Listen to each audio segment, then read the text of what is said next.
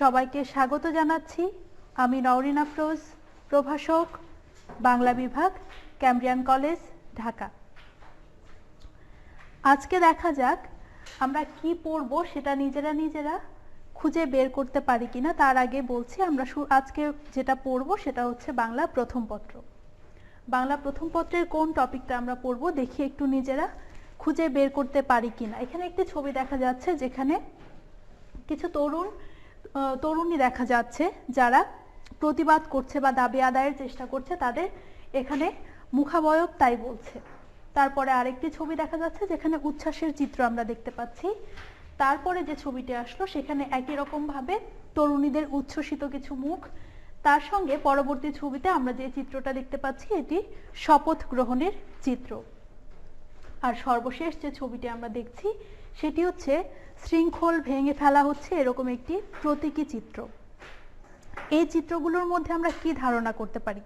আমরা এমন একটি কিছু পড়তে যাচ্ছি, গদ্য কিংবা কবিতা, যেটির মধ্যে তারুণ্যের উচ্ছ্বাস আছে, প্রতিবাদ আছে এবং একই সাথে শৃঙ্খল ভাঙার শপথও আছে। দেখি আমরা কি পড়ছি, তোমরা কি অনুমান করতে পারছো? আজকে আমরা পড়ব 18 বছর বয়স কবিতাটি। এটি কার লেখা কবিতা সেটা আমরা একটু পরে সবাই মিলে খুঁজে বের করার চেষ্টা করব। তার আগে আমরা শিখন ফলটি দেখে নিই। এই পাঠ শেষে শিক্ষার্থীরা 18 বছরের ইতিবাচক ও নেতিবাচক দিকগুলো বলতে পারবে। ইতিবাচক মানে হচ্ছে ভালো দিক আর নেতিবাচক দিক হচ্ছে খারাপ দিক। 18 বছর বয়সের নানামুখী সংকটের স্বরূপ ব্যাখ্যা করতে পারবে, অর্থাৎ এই বয়সে যেরকম বিভিন্ন রকমের বাধা বিপত্তি পার হতে পারে সেগুলো কিরকম হতে পারে সে সম্পর্কে ধারণা পাবে। সর্বশেষ তরুণদের শক্তি, সাহস ও উদ্দীপনা সম্পর্কে বলতে পারবে। এবার আমরা এই কবিতাটি কে লিখেছেন সে সম্পর্কিত কিছু ক্লু দিব, যেগুলির মাধ্যমে তোমরা ধারণা করতে পারবে যে কবিতাটির লেখককে। এই কবিতার যিনি লেখক তিনি 1926 সালের 15ই আগস্ট কলকাতায় জন্মগ্রহণ করেন।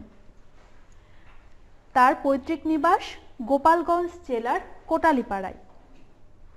তার বাবার নাম নিবারণ চন্দ্র ভট্টাচার্য এবং মায়ের নাম সুনীতি দেবী।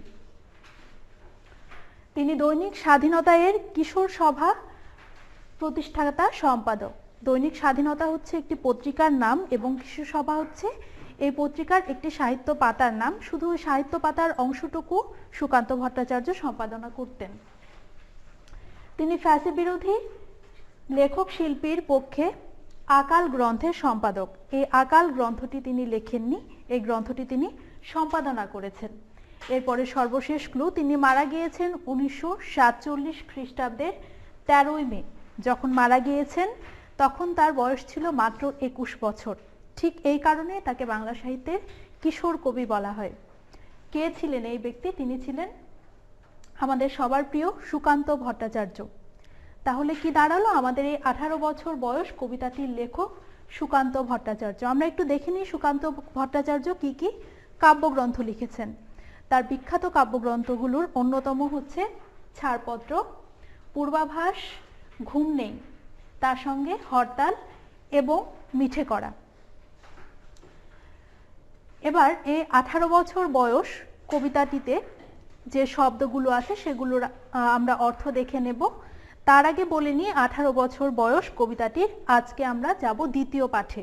প্রথম পাঠে আমরা এটির পাঠ পরিচিতি সম্পর্কে পড়েছিলাম, কবিতাটি কেমন হতে পারে সে সম্পর্কে ধারণা নিয়েছিলাম, একই সঙ্গে কবিতাটির সরব পাঠ করেছিলাম। আজকে আমরা কবিতাটি বিশ্লেষণ করব। বিশ্লেষণের পূর্বে আমরা এটা শব্দার্থগুলো খুব ভালো মতো আয়ত্ত করে নেবার চেষ্টা করব। প্রথম শব্দটি কি? দুঃসহ। এই কবিতার মধ্যে একটি শব্দ ব্যবহার করা হয়েছে যেটি দুঃসহ। এটির অর্থ হচ্ছে অসহনীয়, যেটা সহ্য করা আমাদের জন্য অত্যন্ত কষ্টকর। সোপে, খেয়াল করতে হবে এখানে একটা চন্দ্রবিন্দু আছে, লেখার সময় অবশ্যই এটা হারিয়ে ফেলা যাবে না, চন্দ্রবিন্দু দিয়েই লিখতে হবে, এটা ছাড়া অর্থ বদলে যাবে। এই সোপে অর্থ কি? সমর্পণ করে। দুর্বার অর্থ নিবারণ করা যায় না এমন, অবিশ্রান্ত অর্থাৎ ক্লান্ত, অগ্রণী অর্থাৎ শ্রেষ্ঠ, প্রধান। সংশয় শব্দটির অর্থ দাঁড়ায় দ্বিধা বা সন্দেহ। এবার চলে আসি আমরা 18 বছর বয়স কবিতাটির পাঠ বিশ্লেষণে। কবিতাটির শুরুতে কি বলা হচ্ছে? 18 বছর বয়স কি দুঃসহ স্পর্ধায় নেয় মাথা তোলবার ঝুঁকি। অর্থাৎ শৈশব থেকে কৈশোরের মধ্য দিয়ে বড় হওয়ার ধাপগুলো পার হতে হতে এই 18 বছর বয়সে এসে যুবকদের মধ্যে বা যুবতীদের মধ্যে এক ধরনের স্পর্ধা বা সাহস বা উদ্যম দেখা যায়, যেটার মধ্য দিয়ে আমরা তাদের মাথা তুলবার এই ঝুঁকিটার প্রকাশ দেখতে পাই। মাথা তুলবার ঝুঁকিটা আসলে কি? তাদের আত্মসম্মান বোধ জাগ্রত হয়। এর পরের লাইনে বলছেন, 18 বছর বয়সেই অহরহ বিরাট দুঃসাহসেরা দেয় যে উকি। যে কোনো কাজ করার সময় যে সাহসিকতা দেখাতে হয় কিংবা আমি নিজে যেটা করতে চাই সেটা করার জন্য উদ্যোগ নেওয়ার যে সাহসিকতা, সেই সাহসিকতা এই বয়সে একটু একটু করে দেখা দিতে শুরু করে। তার পাশাপাশি যে কোনো কল্যাণমূলক কাজের ক্ষেত্রে নিজেদের দুঃসাহস দেখাতে এরা বিন্দুমাত্র দ্বিধা করে না। 18 বছর বয়সের নেই ভয়, পদাঘাতে চায় ভাঙতে পাথর বাধা। এদের যে এনার্জি, যে উদ্যমতা, যে প্রাণ শক্তি, সেটার কথা বলা হচ্ছে। যে কোনো রকমের বাধা বিপত্তি দূর করতে এরা সব সময় অগ্রণী ভূমিকা পালন করে। এ বয়সে কেউ মাথা নোয়াবার নয়, 18 বছর বয়স জানে না কাদা। এই যে কিছুক্ষণ আগে আমরা বললাম, এরা শৈশব এবং কৈশোরের কিছু ধাপের মধ্য দিয়ে বড় হয়ে ওঠে। সেই বড় হওয়ার প্রক্রিয়ার মধ্য দিয়ে এরা নিজেদের আবেগ নিয়ন্ত্রণ করতে শিখে যায়, যার ফলাফল বলছে এরা কাঁদতে জানে না, অর্থাৎ নিজেদের আবেগ অনুভূতি নিয়ন্ত্রণ করতে পারে। তার সঙ্গে এ বয়সে কেউ মাথা নোয়াবার নয়, কখনো কোনো অন্যায় অবিচারের কাছে এরা মাথা নত করতে রাজি হয় না। এ বয়স জানে রক্তদানের পুণ্য, বাষ্পের বেগে স্টিমারের মতো চলে। খুব সুন্দর দুটো লাইন বলা হচ্ছে, এ বয়স জানে রক্তদানের পুণ্য, কোনো পিছুটান নেই। ভবিষ্যতের চিন্তা খুব কম ছেলে মেয়েই চিন্তা করে এই সময়টাতে। তাদের চিন্তা থাকে একটাই, সেটা হচ্ছে যেভাবেই হোক নিজের মাথা উঁচু রাখতে হবে। যার কারণে এই যে বলছে রক্তদানের পুণ্য জানে। আমাদের মুক্তিযুদ্ধের ইতিহাস কিংবা ভাষা আন্দোলনের ইতিহাস শুরু করে আমরা ইতিহাসের গৌরবোজ্জ্বল যে অধ্যায়গুলোতেই তাকাই না কেন, সেখানে গেলে আমরা দেখতে পাবো ঠিক এই তরুণেরাই তাদের রক্তদান করতে বিন্দুমাত্র কার্পণ্য প্রকাশ করেনি, কোথাও না। কারণটা বলে দিয়েছে, এরা রক্তদানের পুণ্যের কথা জানে। এরা অন্যের জন্য নিজেকে উৎসর্গ করতে বিন্দুমাত্র দ্বিধাবোধ করে না। বাষ্পের বেগে স্টিমারের মতো চলে। এদের জীবনে চলার পথের গতির কথা বলা হচ্ছে। প্রাণ দেওয়া নেওয়া ঝুলিটা থাকে না শূন্য, সপে আত্মাকে শপথের কোলাহলে।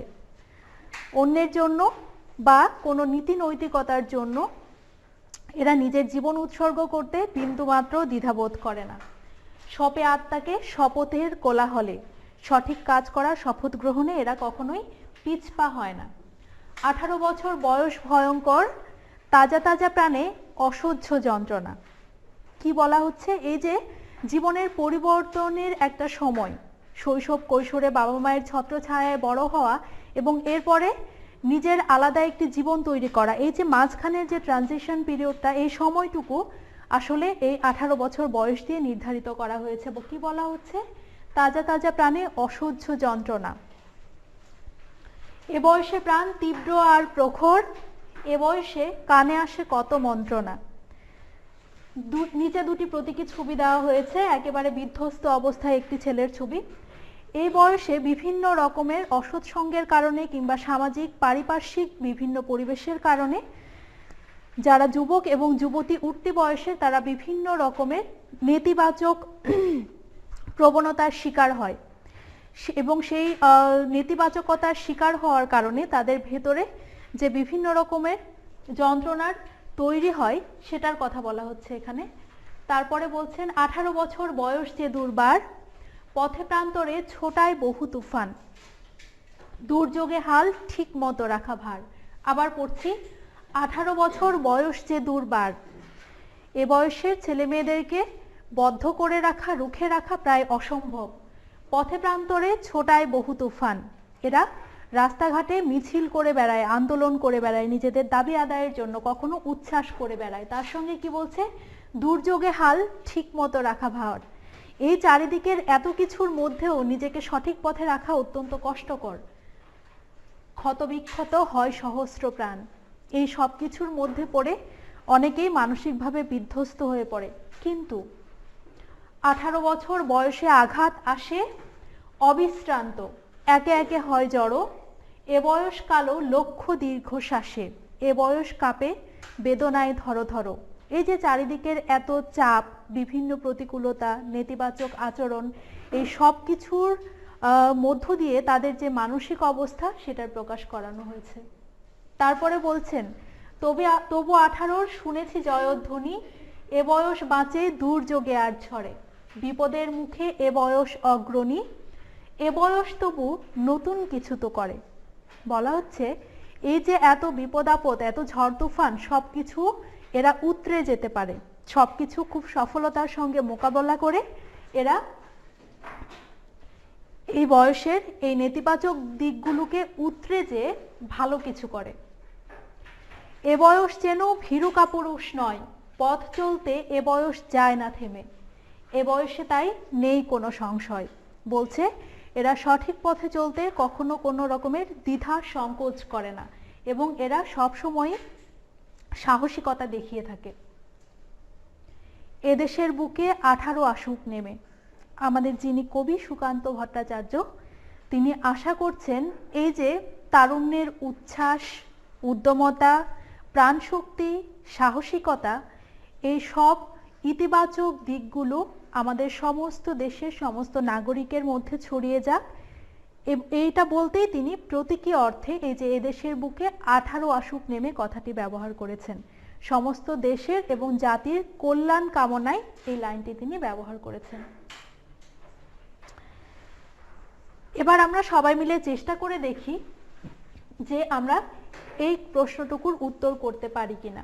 18 বছরের ইতিবাচক দিক সমাজ পরিবর্তনে কতটা ভূমিকা রাখতে পারে। আমরা সবাই মিলে অন্তত 20টা বা 25টা বাক্যের একটা উত্তরপত্র এটা লিখতে পারি কিনা। এর সঙ্গে আরো কিছু ছোট প্রশ্নের কথা বলছি। 18 বছর বয়সে পদাঘাতে কি ভাঙতে চাই? আমরা একটু আগে কবিতার মধ্যে পড়েছি কি ভাঙতে চাই, পাথর বাঁধা বলা হয়েছিল। কবিতার মধ্যেই তিনি বলে দিয়েছেন পাথর বাঁধা। আত্মাকে কিসের কোলাহলে সপে? আমরা উত্তরটা কবিতার মধ্যেই পেয়েছিলাম। সপে আত্মাকে কিসের কোলাহলে? শপথের কোলাহলে। 18 বছর বয়সে কানে কি আসে? বিভিন্ন রকমের কুমন্ত্রণা আসে। 18 বছর বয়স বিপদের মুখে কেমন ভূমিকা পালন করে? বিপদের সময় এরা সবসময় কি ভূমিকা পালন করে? পিছিয়ে থাকে নাকি এগিয়ে থাকে? এরা সবসময় অগ্রণী ভূমিকা পালন করে, সব বিপদ মোকাবেলা করতে সবার সামনে এগিয়ে আসে। 18 বছর বয়স কবিতায় জীবনের কোন সময়ের বৈশিষ্ট্য তুলে ধরা হয়েছে? আমাদের কৈশোর থেকে যৌবনে পদার্পণের সময়টির কথা তুলে ধরা হয়েছে। এক কথায় 18 বছর বয়সের কথা। যৌবন শক্তিকে কবি জাতীয় জীবনের চালিকা শক্তি হওয়ার প্রত্যাশা ব্যক্ত করেছেন কেন? যৌবন শক্তিকে জাতীয় জীবনের চালিকা শক্তি হওয়ার প্রত্যাশা ব্যক্ত করেছেন কেন? আমি কিছুক্ষণ আগে এই উত্তরটা দিয়েছি। তিনি চেয়েছেন এই যে উদ্যমতা, প্রাণশক্তি কিংবা সাহসিকতা, সব ভালো গুণগুলো সমস্ত দেশের নাগরিকের মধ্যে ছড়িয়ে যাক এবং এখান থেকে সারা দেশের জন্য ভালো কিছু উঠে আসবে। আজকের ক্লাসে এতক্ষণ থাকার জন্য সবাইকে আন্তরিক ধন্যবাদ জানিয়ে আমাদের এই 18 বছর বয়স কবিতাটির প্রথম এবং দ্বিতীয় পাঠ এখানেই শেষ করছি।